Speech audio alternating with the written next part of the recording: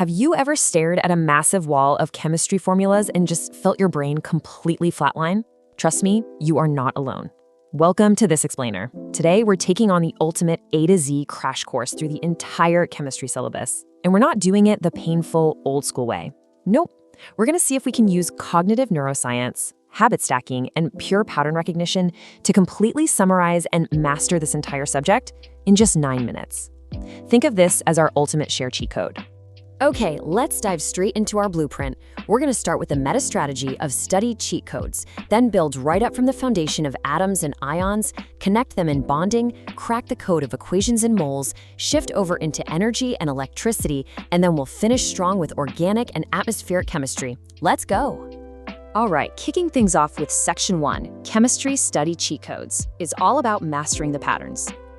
So, before you even touch a chapter, we need a total paradigm shift. Listen, chemistry is not about memorizing a bunch of disconnected formulas. It's a system of patterns. To unlock them, we're going to use the laser focus strategy. Step 1, watch a visual explainer. Step 2, close the book and summarize what you learned in your own words. Step 3, immediately solve 2 or 3 related questions. And Step 4, speak the concept out loud, like you're literally teaching it to an empty room. This rapid feedback loop actually hacks your brain's dopamine circuits and just locks in retention. It's almost unfair. Moving right along into Section 2, atoms, elements, and ions. These are our fundamental building blocks. Now, everything around us is made of atoms, right? And they're mostly just empty space with a tiny nucleus in the center. But what's really interesting here is the incredibly simple naming trick hiding right in plain sight. Check this out. Protons have a mass of 1 and a +1 charge, so protons are positive. Easy. Neutrons also have a mass of 1, but 0 charge, so neutrons are neutral. And finally, zipping around the outside are the tiny electrons. They have practically 0 mass and a -1 charge. So you've got positive, neutral, negative. Boom. Now, atoms start out totally neutral because those positive protons and negative electrons just balance each other out. But if an atom loses a negative electron, it suddenly becomes a positively charged ion, which we call a cation. And a truly great way to remember this is the phrase, cations are positive. I know, it's a terrible cat pun, but seriously, locking in that silly little joke anchors the concept so you'll absolutely never mix up your ions again. So, here's a quick puzzle for you. What actually dictates an element's atomic number? If we picture the periodic table, you know that bottom number. Well, it's the number of protons. The protons entirely define the element.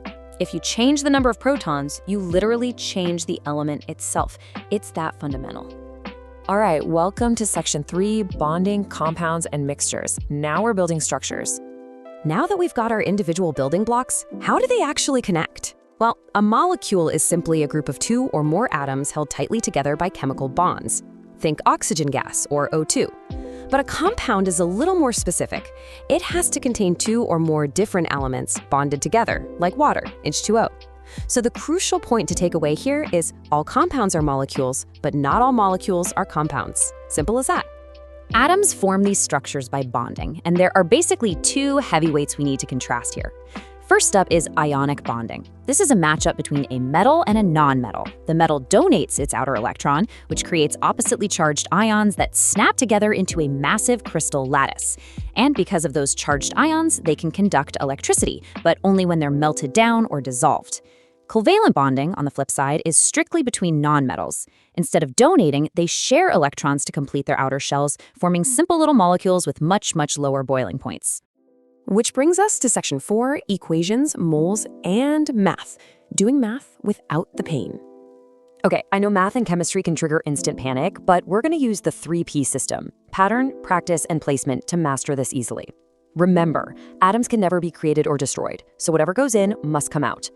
Here is your winning playbook for balancing equations. Rule 1, never ever change the small subscript numbers, or you'll completely ruin the compound. Rule 2, only put whole numbers in the front. Rule 3, balance the atoms found in compounds first. And the big finale, always balance single elements, like O2, dead last. That way you avoid any messy knock-on effects. Next up, we hit a massive chemistry milestone, the mole. Now, you know a dozen means 12, right? And a score means 20? Well, a mole is exactly 6.02 times 10 to the power of 23. It's Avogadro's constant. Grouping particles into moles is essentially the ultimate tool for chemists. It lets us compare amounts of completely different substances by turning standard everyday mass into moles. But I mean, how on earth do we effortlessly remember such a ridiculously giant number? We use memory placement. Just picture this: 6 Avengers eating 22 tacos at 10:23 p.m. And this brilliantly illustrates exactly how the brain works. By attaching abstract numbers to a completely ridiculous, highly visual story, we totally bypass rote memorization. 6.022 times 10 to the 23rd. You see? Now it's completely unforgettable. Let's transition over into Section 5, Energy, Acids, and Electrolysis. Time for some dynamic systems. We're moving from static formulas right into dynamic systems where bonds shatter and temperatures shift. You see, every single chemical reaction involves energy transfers. Exothermic reactions release a net amount of energy, which causes the surrounding temperature to shoot up. Think explosions. A great little trick here: the X in exothermic means out, as in heat is exiting. Endothermic reactions are the exact opposite.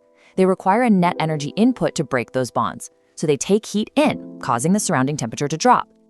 Now, when we start dealing with metals displacing each other and electrons jumping ship, there is one absolute golden rule, a mnemonic we can always rely on: oil rig. Oxidation is loss, reduction is gain of electrons. This is literally the master key for any half equation you'll face. If a metal ion gains electrons to become a neutral atom, it's been reduced. If it loses them, it's been oxidized. Oil rig. Building right on that, electrolysis is essentially just a chemical sorting machine that's powered by electricity. Let's cut through the complexity with this rapid-fire cheat sheet. 1. You need melted or dissolved ionic compounds to conduct the current. 2. Positive cations move to the negatively charged cathode, where they gain electrons and are reduced. 3. Negative anions move to the positive anode, lose their electrons, and are oxidized. And 4, in a water solution, it's a straight-up competition, and the least reactive element is the one that gets discharged.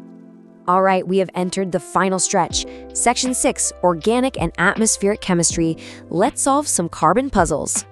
You know, it really helps to reframe organic chemistry not as some painful memorization exercise, but as a highly logical puzzle made of carbon backbones. Most of this actually stems from crude oil, which is just packed with hydrocarbons. The two main families we care about are alkanes and alkenes. Alkanes feature single covalent bonds, they are completely saturated, and their names always end in -ane. Alkenes, on the other hand, are the rebels. They contain carbon double bonds, meaning they're unsaturated. And you can actually test for them super easily because an alkene will turn orange bromine water completely colorless. Now, because crude oil is just this massive, messy mixture of different length hydrocarbons, we have to separate it out physically using a process called fractional distillation.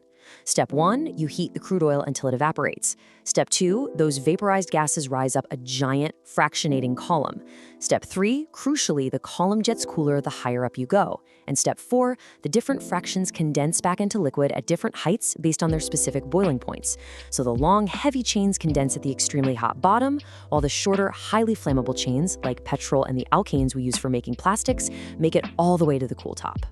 Finally, we absolutely have to consider how these massive chemical industries impact our Earth. Enter the Life Cycle Assessment, or LCA. This is a rigorous thought process used to predict and minimize a product's total environmental footprint, from cradle to grave. We evaluate 4 distinct stages here: extracting and processing the raw materials, the actual manufacturing and packaging, the product's use over its lifetime, and lastly, its disposal and transportation. It's basically how we ensure our chemistry isn't accidentally ruining the atmosphere. And just like that, we've covered everything from the atomic nucleus all the way up to the Earth's atmosphere.